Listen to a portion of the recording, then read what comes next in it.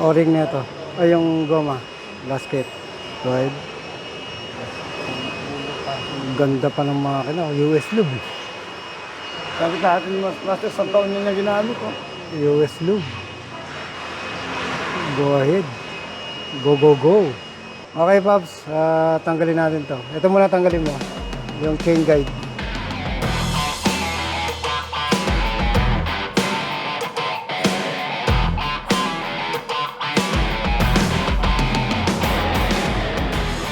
Okay, magandang hapon po sa inyo lahat mga Pops. So, ito na at masasagot ko na po ng buong puso yung mga nagtatanong about dun sa BVTI, Dual BVTI OCV strainer.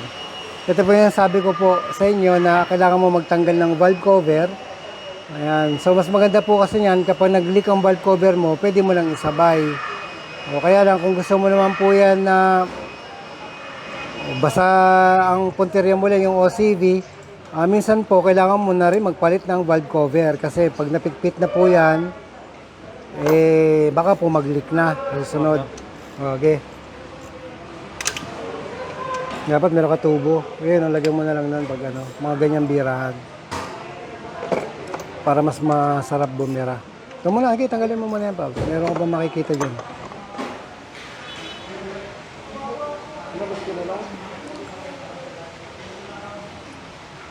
Ngayon pa, nakatago. Copy. Yan po yung mga tornilyong alisin nyo. Yung guide, chain guide para dito. Tapos itong mga tornilyo na to. Mga alisin nyo po dyan.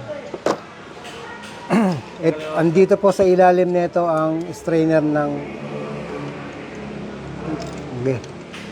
nasa journal niya.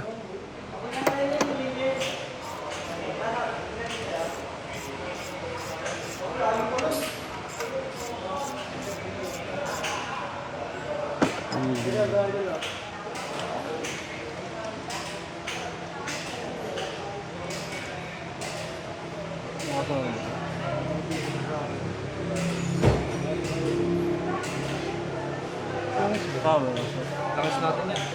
Pang-pump yan. Yun yung nagpapamp. Tornilyo yan.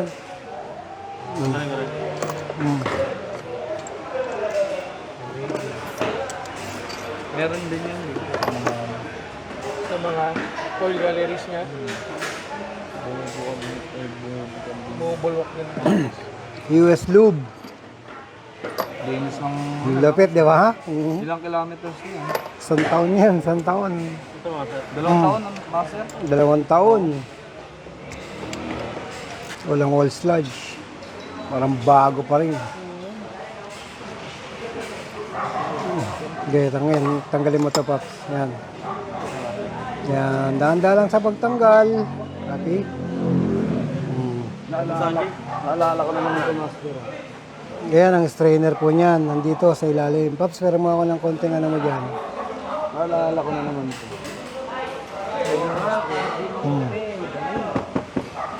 Kailangan lang ng panundot. Anong kahit yung ano, Pops, yung straw, yung pang ang dulo ng ano. Ngayon, tandaan nyo mga Pops, sa pagbabalik nito, huwag nyo nang lagyan ng pandikit. Okay? Yan. Kasi pag nabarahan po yung mga oil passage niyan, nalagyan ng pandikit, lalagitik na po yan. Hindi na po kasi aahon yung langis papunta dun sa BVTI. Dito, papunta rin dito.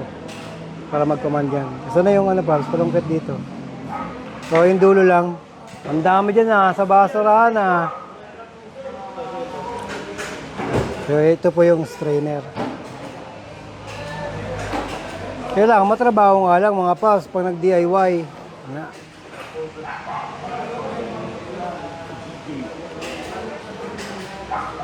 Yan ang strainer niya. Copy? Dahil tira niya po mga Pops, dahil sobrang linis ng makina niya, walang oil sludge yung strainer. Di ba? Walang kadumi-dumi yung strainer. US Lube ang ginamit. Di ba? Ganda. Sa iba po yan, barado-barado na.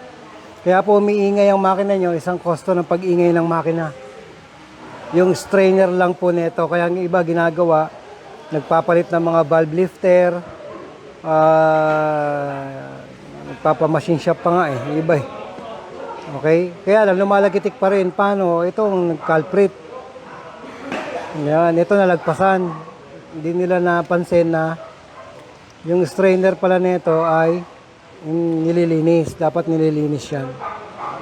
Okay, BIOS, yes. Dual BBTI, pati sa mga Avanza, Toyota Rush. Pare-parehas lang po yan, mga paps. Copy? So, tandaan natin mabuti. Okay, tandaan natin mabuti. Kapag ito ay binalik, yan, huwag nyo na po lagyan ng pandikit. Kagaya nito, wala naman tong pandikit. Binunot lang ng buo. Okay? Kasi yung ginawa po natin isa kay tropa, nabarahan po yung langis na papunta packet sa taas. Okay? Yan din po kasi yung magsusupply ng langis sa mga journals. Yan. Okay? Maliwanag po yan. Simple lang naman mga paps. Kung gusto nyo lang na magbaklas ng or gusto nyo lang makita or try na linisin ang inyong strainer. So, tignan nyo rin pong mabuti yan. Baka naman pagbalik nyo ay malaglag. Okay, copy. And gently lang lagi ang galawan. Yun. So, ganyan lang po yan. Okay, dyan lang po nakasitin yan. So, again, ulitin ko po. Kung gusto nyo makita yung OCV, strainer or yung VVTI strainer po niyan. Dalawa po kasi yan eh. Kailangan niyo po muna magbaklas ng mga pang-ibabaw. Okay, Pops, sige. Tuloy nyo na. Asa si Sir Berel? Pops, okay, gawa natin ng paraan na hindi na maibaba yung makina. Hoy, kay Sir Mats Mechanic, go ahead. Watching from Oroqueta City, Misamis Occidental. Master, all support from my team yan. Salamat po mga Pops. Kami kay Mats Mechanic, Pops, love you. Ako patuloy pa rin talaga nanonood sa mga sinishare mo. Talagang dami kong napupulot. Okay? Ganun lang talaga. Sharing lang naman ang sharing. Wala naman mahalaga kasi alam na nila kung ano yung nagiging problema sa kanila kapag ganun ang nangyari. Yun. Alam na nila kung ano mga mapapalitan or masisira. Ayan, kapag ganun ang nangyari. So, may mga agap-agap din. Tuturo na rin naman ni Sir Mats Mechanic yan kung ano po yung mga dapat na iwasan. Okay? Man. Maraming salamat po. And ciao. Okay? Maraming salamat. Magandang gabi sa inyo lahat. Mga Paps, kung bago lang kayo sa channel namin, mag-subscribe lang kayo sa Master Garage.